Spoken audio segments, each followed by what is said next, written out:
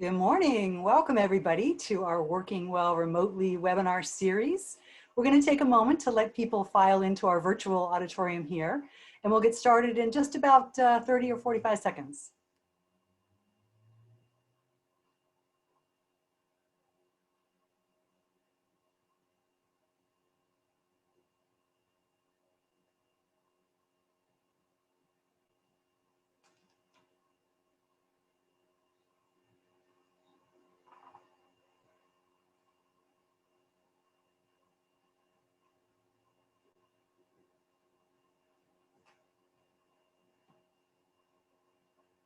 All right. Good morning, everybody. My name is Pamela James, and I am the Executive Director for Campus Human Resources, and I'll be your MC today for this webinar.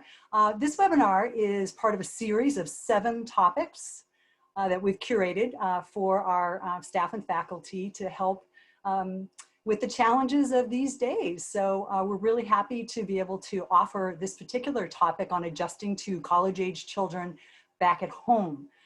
We do have a number of other webinars, which is the 5th of 7, and all of them have been recorded and are on our website, and you'll be able to see in the chat function shortly where you'll be able to locate some of those topics if you missed them.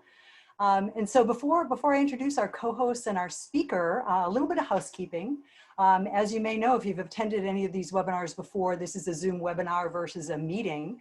So while you can see the panelists, we cannot see you.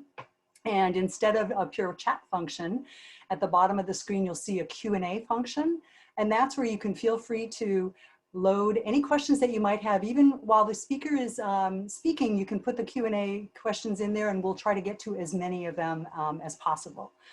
We anticipate our session today to be about 30 minutes of presentation and 10 or 12 minutes of Q&A, and we'll end at 50 minutes after the hour because we're all sensitive to work-life balance and making sure that you have a break in between all of these Zoom webinars. So with that, I'll go ahead and get on to the main event. First, I'd love to introduce our 2 co-hosts. First, Ramona Agrela. She's the Associate Chancellor and the Chief HR Executive. Ramona, why don't you say a few words about what your role is and why this topic is important to you? Thank you, Pamela. Good morning, everyone. As Pamela said, I am the Associate Chancellor and Chief Human Resource Executive here at UCI. I oversee all HR operations for UCI, both here on the campus and also at the medical center. This topic is important to me because I actually have 2 adult children, college-age children that are, well, one's back home. She was at college and she got kicked out of her dorm because she lives too close to campus, and they, with COVID and everything, they kicked her out of her dorm. So she's back home. And I have another college-age daughter who is home sometimes and then not sometimes not. So this topic is incredibly important to me, and I'm excited to learn some new information that might help me cope with having those 2 teenage adults, I guess they're adults, living at home again. Great, thanks so much, Ramona. And our other co-host is Mara Rosalsky, and she is our Interim Chief Nursing Officer. So Mara, how about you tell us a little bit about your role and why this topic is of interest to you? Thank you and good morning. I joined UCI about 6 months ago. I was hired as the Executive Director over perioperative services. So I'm responsible for everything surgery and surgery support related. I've taken honor to take the Interim Chief Nursing Officer position, which puts my responsibility over every nurse within our organization. So super exciting and pleased to be here and honored to be part of UCI. This program was especially important to me because I also have adult children at home. I've raised 4 children into adulthood, and throughout all of their college adventures, they were intermittently home and not home. But currently I have a college age, my youngest daughter, that's home as a result of COVID. And so it is our absolute honor and pleasure to introduce our speaker, Anita Madison. Anita is the Vice President and Senior Consultant for our Employee Assistance Program, ComPsych, where she designs and facilitates workshops, consults, and provides one-to-one coaching. She holds degrees in both organizational behavioral adult learning and management marketing.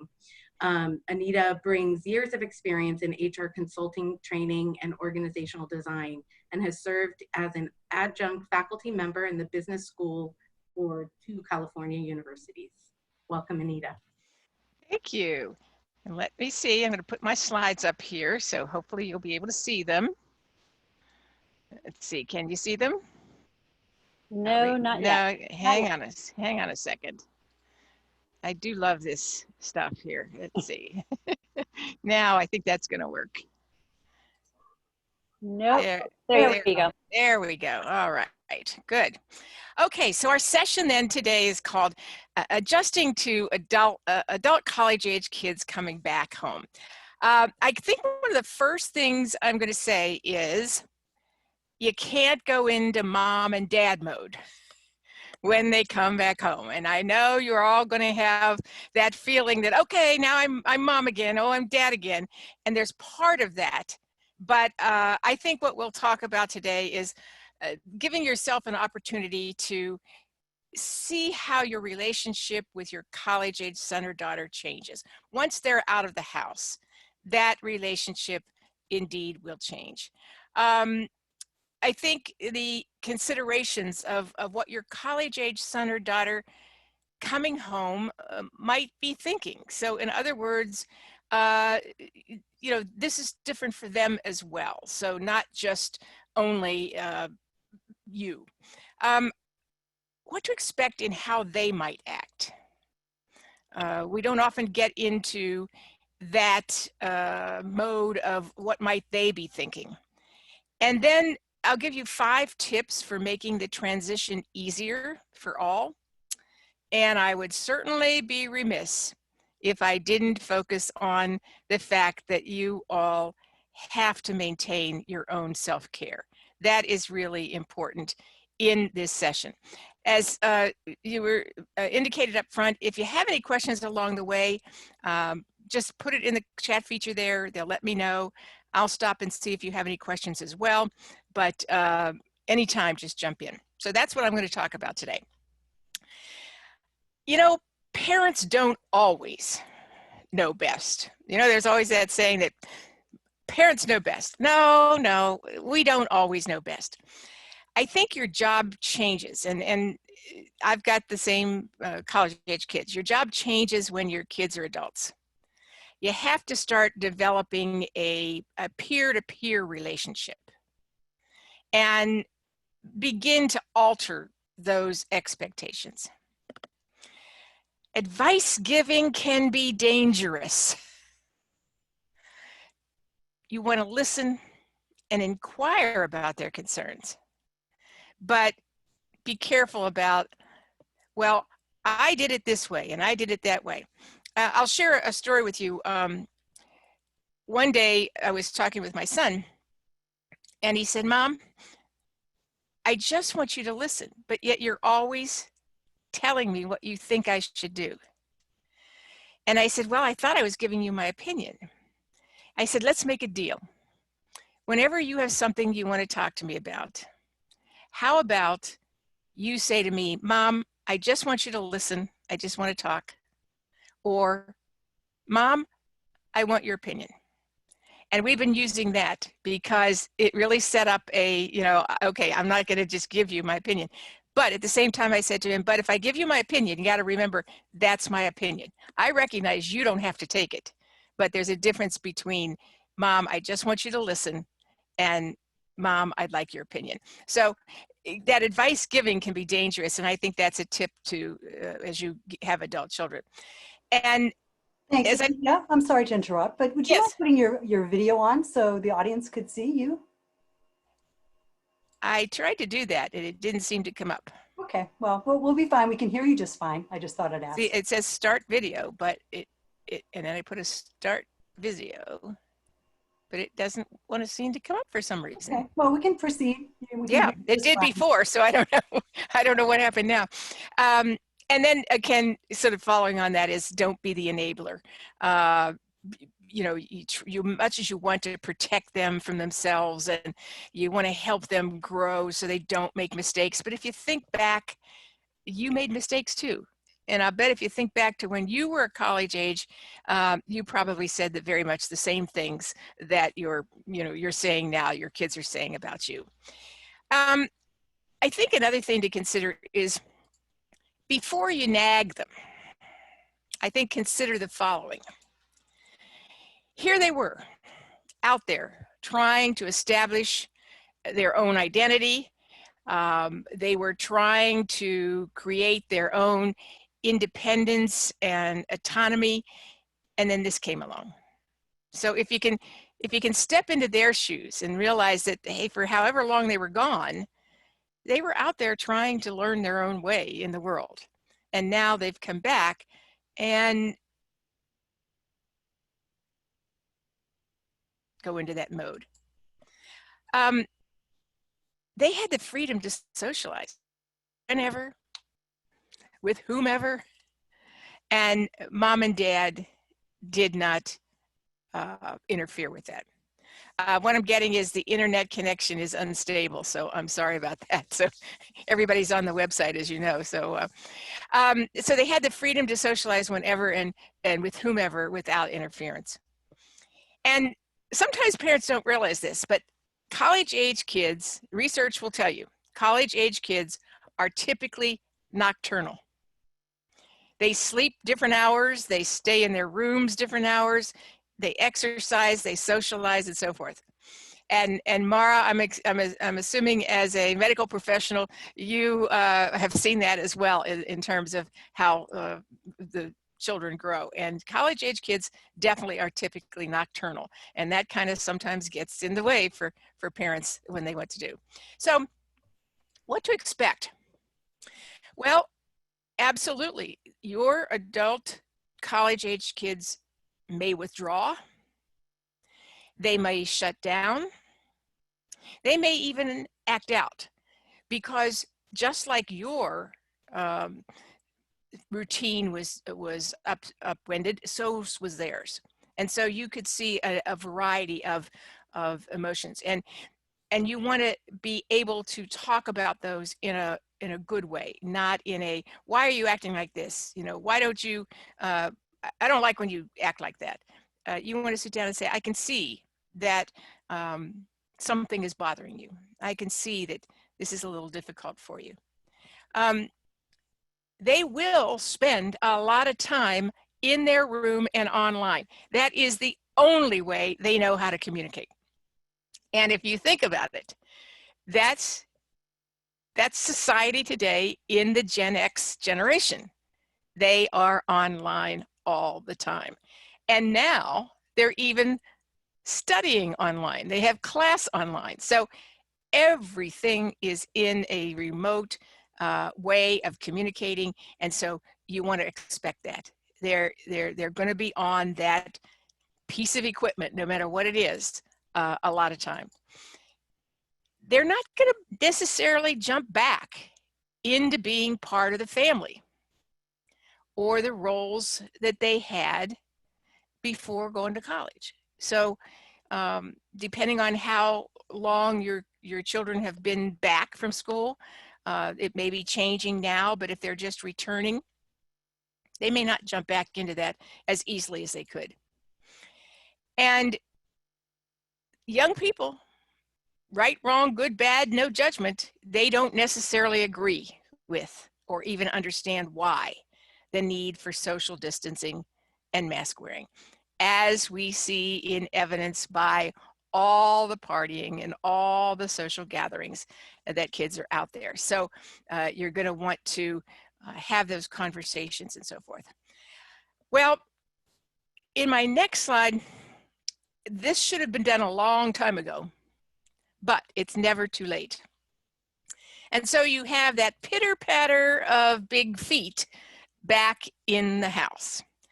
And above all, you got to have family meetings that discuss expectations up front. have the conversation. If you haven't already, as I say, it's still not too late, but this is probably one of the most important things I could say to you in terms of how do you handle the kids that have come back from college. It's to have a meeting, and that meeting should be everybody in the family, their siblings if they're still there. If you have elder parents living with you, it's an entire family situation, and so you want to discuss those expectations up front. Some of the expectations: coming and going. A curfew is not going to work. They've already been away and went. However, it's certainly appropriate to say, when you come in, could you come in the back door? Because that is a lot less loud for us. Please be very quiet because mom and dad are sleeping, or your grandmother is sleeping, whatever it may be. So those expectations should be about, yeah, we're not going to put a curfew on you. We know you've been coming and going the last year or 2 or 3, but these are some of the expectations about that coming and going. Let me know if you're going to be home for dinner, or we have a family event on Sunday. Are you going to be able to attend that? I'd like you to, but I understand if you're not. So expectations coming and going. Who does what chores? Up front, those conversations. I've seen moms come back into the mom mode and take care of all the laundry and do their dishes and all that. If that's, okay, but I think it's important to say, hey, we're all a family here now. We're adults now, and here are the chores that we'll divvy up, because I'm working, my dad or mom is working, and we expect that we'll all have to pitch in. So what are some chores to do? Guests and alcohol. Again, isn't that part of college? The partying and the drinking and and you have the right to say up front, if you're going to have friends over, I need to know when that is. And I expect that the drinking will be kept to a minimum. So you want to put all your expectations. You could even say, I don't expect alcohol while you're here. So whatever your concern is about that or your need, but it's that conversation that you have, not a, this is what I demand, this is what it's a conversation back and forth about what expectations are. And then privacy expectations, not only for your adult child who's back, they have every right to have someone come over and be in their room if they want to and so forth, but you and your partner and spouse also have the right to privacy. And so I think privacy expectations are another thing to put on that family meeting. And then I think in that family meeting, you should really set ground rules on how to disagree, and really be clear. We're not going to raise our voices. We're going to own that when we get angry. We're going to be very clear about what behaviors or what issues are causing the anger. We're all going to do that as part of the family. This kind of leads into what I was saying about my son saying that we agreed to, you tell me whether you want me just to listen or you want me to give you my opinion. And that cut down on these sort of arguments we had about that. So set those ground rules on how you disagree.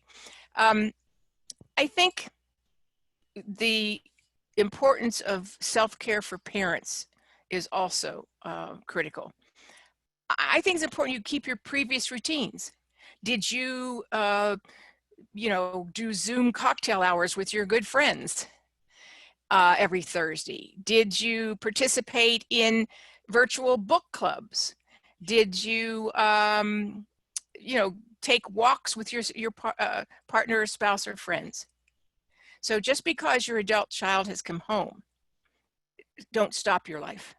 So keep all those previous routines that you had. If you went from cooking huge meals and the children were gone, and now you say, we're going to go vegan and we've been doing vegan meals. Well, you know, you can still do that. This child came home now to a new environment, if you will. So you want to keep your self-care. Be very vigilant of your relationship with your spouse or partner, because sometimes when the adult kids come home, that mode of mom and dad, and then the spouse or partner feels as though they're left out. And this is a temporary thing for the children coming home, but you and your spouse or partner are going to continue on long after they're gone out of the house. And so you want to be very vigilant of that relationship.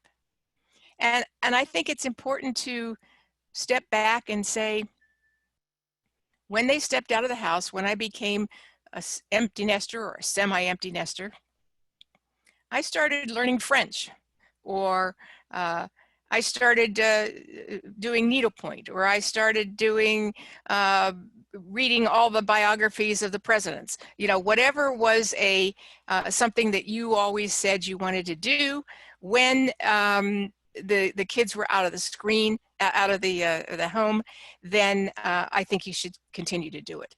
So I think where you see I'm going is you've got 2 adults now, or 3 or 4, depending on how many are in the house.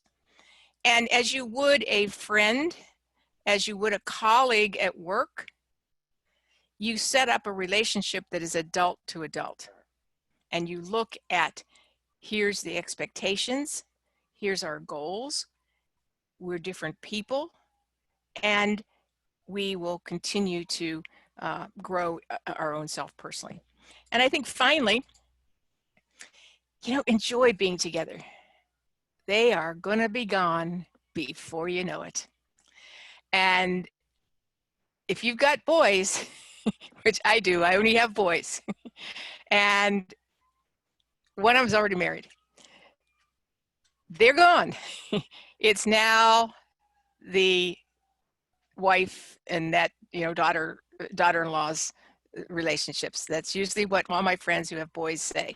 So enjoy this time together, and because they're going to be gone before you know it. Listen more than you talk. I think that's a big help. And finally, find things to do together. What are some things that are that you find that you have a commonality in? And start that togetherness, because it allows you then to further grow into an ongoing adult relationship. Somebody told me that his son was played soccer in high school, was on the soccer team in college, and the gentleman had also played soccer, but he said they were so busy. They just got, you know, life got away from them and work got away from them. And so what they started to do was to connect around soccer. And he said the first thing they did was get up early every morning, because most of you know that soccer is played mostly in Europe.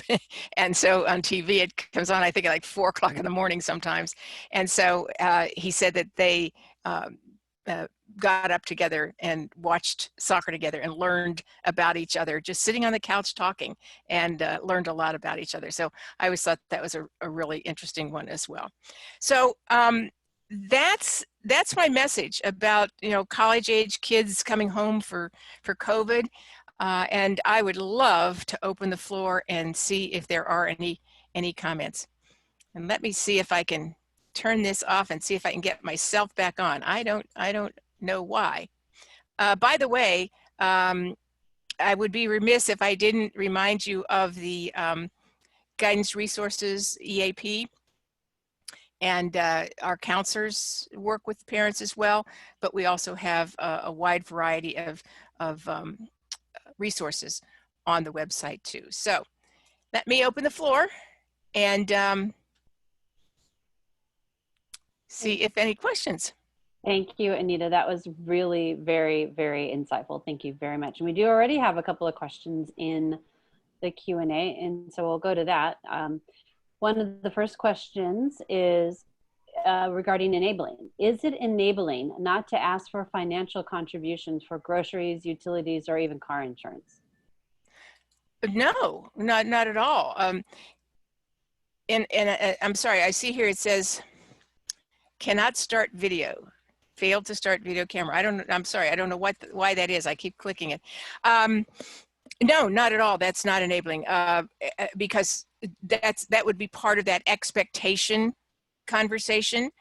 And, you know, you can certainly explain it in the fact that, you know, things are expensive now. Maybe you're not, one partner is not working maybe, and so you've got to cut back on finances. So absolutely not. I don't think it's enabling at all to, if I understood you correctly, it was, can I ask for some assistance? Now, you have to understand, are they working? And maybe they're not working.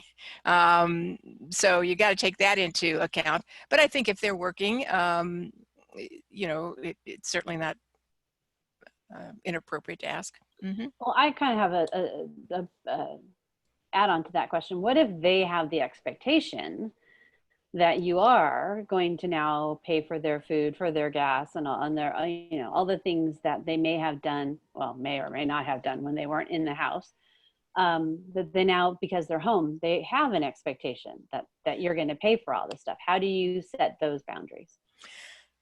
Well, again, I say it's part of that conversation of family, and it's tell me why. You know, I believe that you have been on your own and you have been paying for things on your own. I'm going to make an assumption that you gave them a certain allowance. I don't know if somebody gave them an allowance when they were, you know, at college.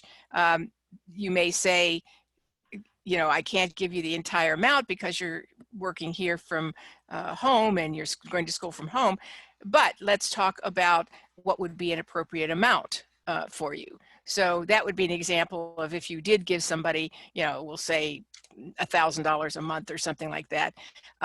Maybe you cut it back to 500, you know, and so forth. So I think the boundary setting is having that conversation about the expectation. Here's what we did before, but now you're home, and here is what I'd like to expect. Let's talk about it. And so you have the dialogue back and forth about that and come to agreement on what would be a good. Does that help at all? I mean, I think. Yes, thank you. Yeah. That was perfect. Okay, Anita, we have another question. Do you have any advice specific to single parents with kids moving back home? And might I add single kids moving back home to a newly blended family?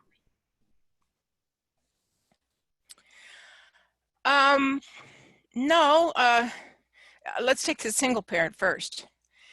I wouldn't say anything different for them. I mean, you still have to, I think, maintain your own personal routine, your own personal growth. I think you have to have the same conversation that you would if you had a spouse and partner with you. So I think that's the same. I'm not quite sure if this person could give me a little bit more example of what they may be facing, but I don't really see the difference whether you're single or not.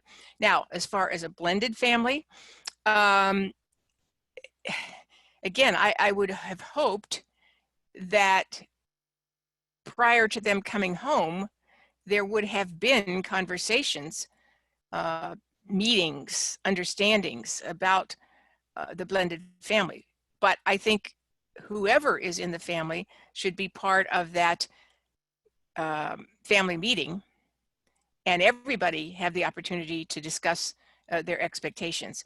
So I don't see, you know, a lot of difference between single, blended, or two-parent families. It's all about, you know, treating them as adults, recognizing that their expectations have changed since they've been away, and having good conversation so that everybody is all on the same page. Mm-hmm. So maybe I can add to it. So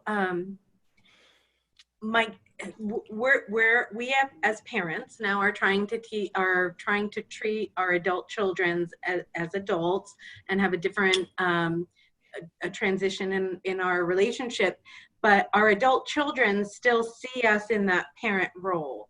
And now a new single parent is going to potentially be interacting on electronic meeting services, maybe going out dating, may want to invite somebody into their room for some private time, and adult children don't always see that. They struggle with that transition. I'm assuming that that's maybe part of what that question was about. Yeah, well, and that's very different than what we've been talking about here in terms of when adult children come home. That's a whole other part of family dynamics and a conversation that goes on in terms of, you know, mom is going to start to date. I would, I'm hoping, let's talk about that. How do you feel about that? Because it's something that I'd like to do. So and you would do the same thing if you were talking to a friend, right? You would say, you know, I think I'm going to start to date. And here's why I think it's important for me to date. This is now an adult child, and so I think it's the same conversation that you would have maybe with a friend. So yeah, but it's very different than what we've been talking about here in terms of, you know, how to parent when the child comes home. But yeah, that's exactly what I would do, is say, hey, I'd like to start dating. Here's why I feel it's time for me to start dating. I'd like to hear from you. Do you have any questions about that or any concerns about that? Let's talk about it. And 9 times out of 10, you'll probably get, that's fine, mom, you know, something like that. But if you don't, then I think, you know, you continue to have the dialogue. Changing the approach a little bit, we have somebody who's struggling with guilt. So they feel guilty when they plan a vacation without their adult children. They simply can't afford to take them with them. So how do they deal with that guilt, especially now with the adult child living at home with them, and obviously noting when the parents are not there because they're on vacation and they weren't invited? Well, I would go back to say that I think in the very beginning of the planning, the conversation, again, you can tell that I'm a big proponent of just talking to each other, right? That seems to be one of the most difficult things for people to do, but I'm a big proponent of that. So you have a conversation about mom and dad are going to take a vacation. We can't afford that to bring you along. And besides, you're in school, you know, so I hope you're okay with that, but we're going to move. Now, guilt, that's a whole other animal. And if that guilt goes even deeper than we're going away on a vacation, then I would really encourage you to reach out to the EAP for that and talk through some of those things about why that guilt is still there. But I think unless the child is saying, you know, well, why are you, I want to go, or why are you, you know, going and not taking me?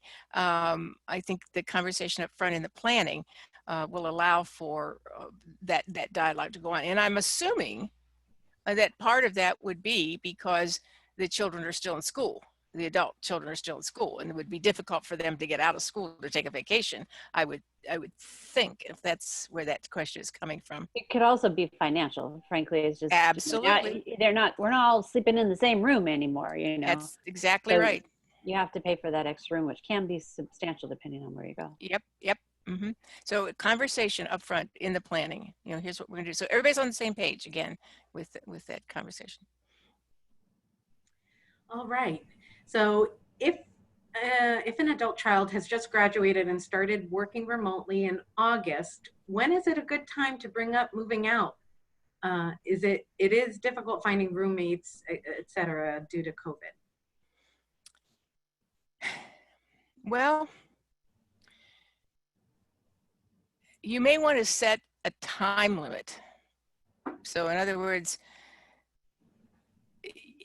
you may want to say, we know we're in the middle of COVID, so let's look at ways that we can plan for you to be in your own space by March 1st. And then, you know, maybe help your child look at finding roommates. Do they have friends that are that possibly could be a roommate and sharing a space? Do they have a job in which, how much could they afford in their job for rent and so forth? So I think maybe just sort of helping them plan, but with a goal date in mind, and recognizing that this is COVID. We understand that, you know, it's more difficult, but if we plan on March 1st, that you moving out, that gives us plenty of time to be able to, you know, for you to move on. So yeah, I think I wouldn't say you've got to be, you know, you got to be out by March 1st. I would say the conversation is, let's plan on March 1st, and let's look at ways in which there are for you to find that roommate. Kind of piggybacking on that just a little bit. Is it wrong to give your adult child money if they're struggling? Is that too enabling? These are very, very difficult questions, mainly because the context around them is a little bit difficult. I mean, I think it depends. If the child wants to work, but there are no jobs, then there may have to be some kind of consideration. I mean, they're not out on their own working like the last question was. But if they aren't even looking for a job, but it even goes back to, can they work? I mean, I worked with somebody the other day, and both the mother and father said they wanted the child to focus solely on their classes, on their schoolwork, and they wanted to you know, pay for everything.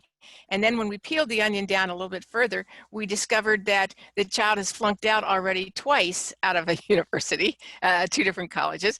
And so we had to go to the fact that, all right, now we've got somebody who we got to work on something different than the money. So it's kind of out of context. So I would say, yes, if the adult child is in college and they are able to carry a load that allows them to work, and they have looked at, and they certainly are looking for jobs, but haven't found anything yet, I don't think it's wrong. But again, the expectations are the expectations that they will find a job, or are they not? So it just depends on where that person was coming from with that question, I think. I may not be as clear as some of you want, but as I say, the context of, I would be asking that person a lot more questions about to get at a context for sure. Understand. Thank you.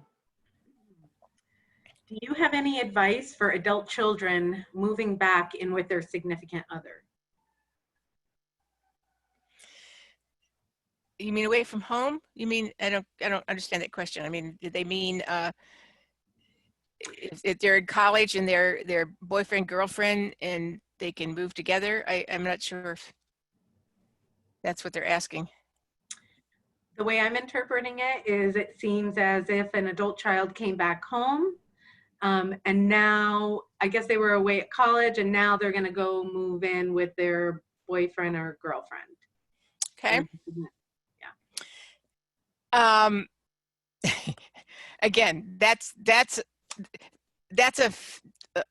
an individual conversation, because we know that there are going to be parents who don't believe in that kind of relationship, and then there are going to be parents who say, fine, you know, you two are a pair and you can live together. So my response to that individual would be, okay, what is your conversation? What is your belief about that? Why would this bother you, or why would this not bother you? So what is the concern that you might have of them moving together? So So can I add a little bit from my experience? Mhm.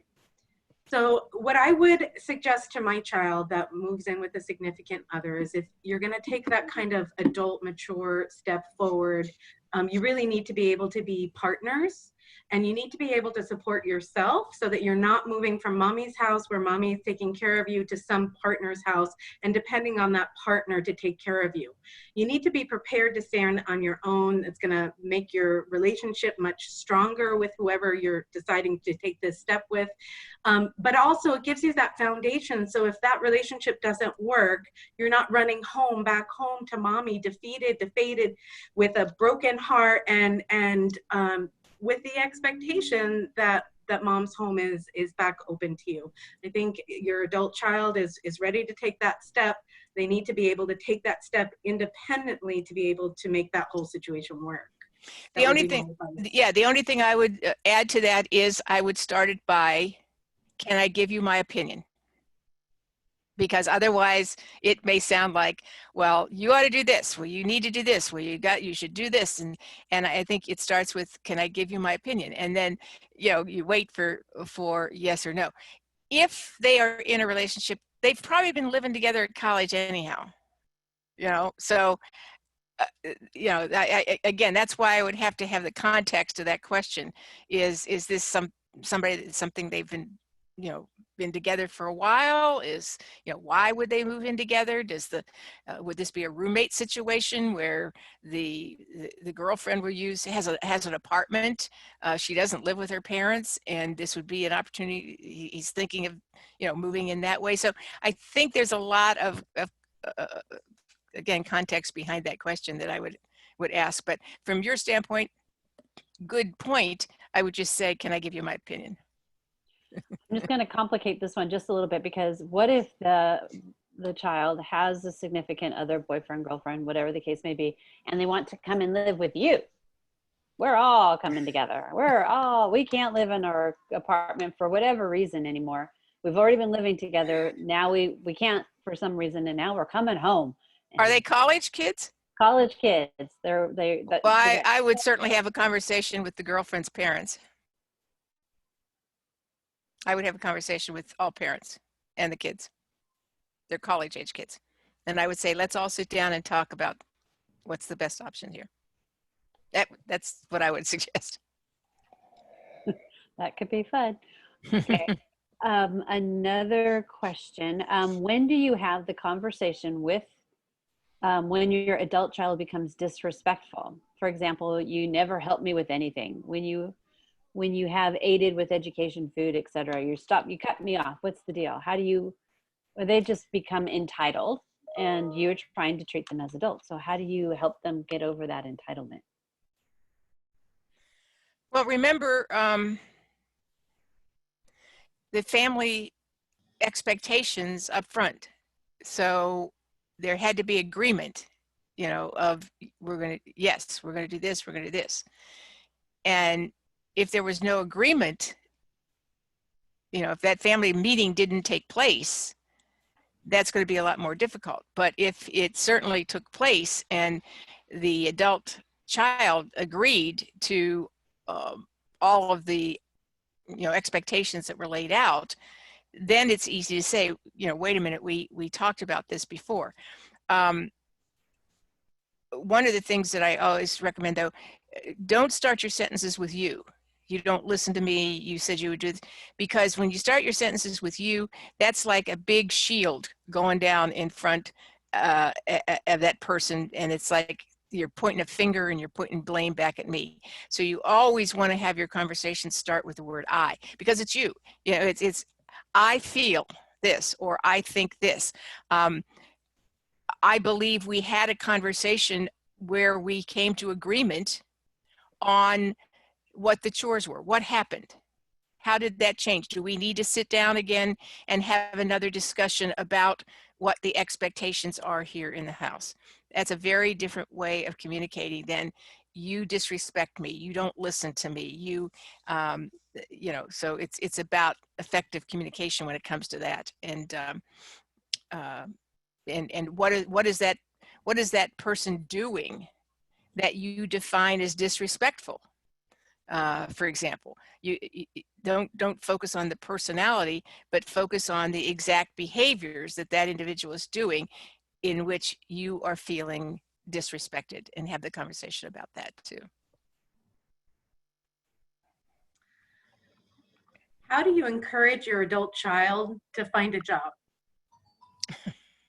Remember, we're talking about COVID here. So this session is all about COVID. So Well, I want to add to that, especially if they're concerned about COVID, right? Yeah. Their excuse about not finding a job is because they're afraid of COVID. And, you know, it depends on, I mean, there's so much to that question.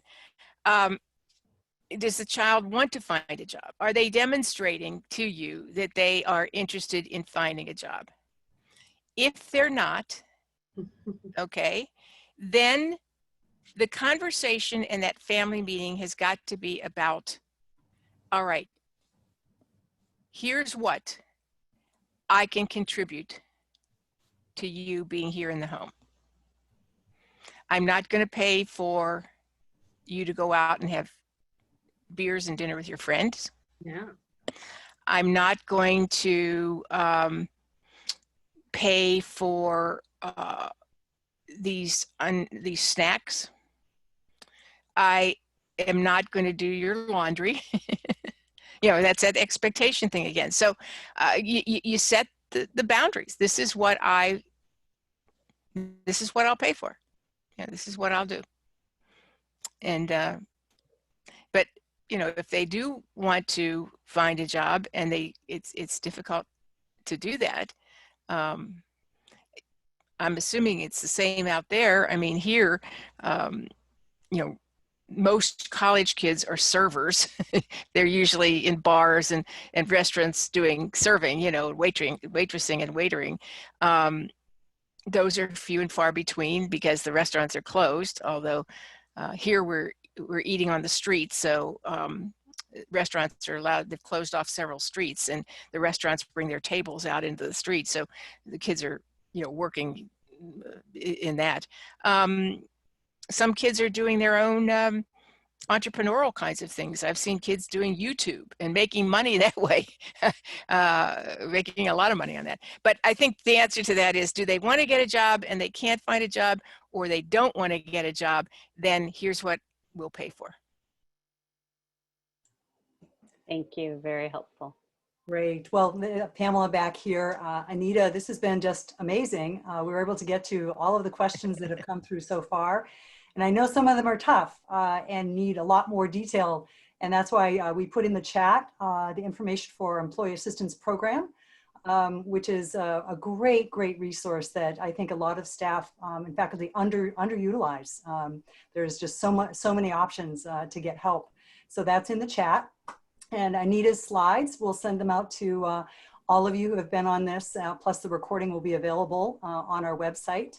And a big thanks to our co-hosts, Mara and Ramona, for letting us into your world a bit and understanding where you're coming from and helping with the whole facilitation of this session. So I'll go ahead and share my screen for the remaining sessions that are left in our webinar. They're always on Tuesdays, so there are just two more left: remote working while you're living alone, and then managing remote workers. So encourage all of you, if you're interested in those topics, to go ahead and join us on the next couple of Tuesdays. And with that, I'll go ahead and thanks again to Ramona, Anita, and Mara, and everybody have a wonderful day. Take care, everybody. Hey, thank you. And I'm sorry about my video. I have no idea. It keeps saying there's no video camera, and we did have a video camera. So Thank you, Anita. Take care, everybody. Bye-bye. Bye.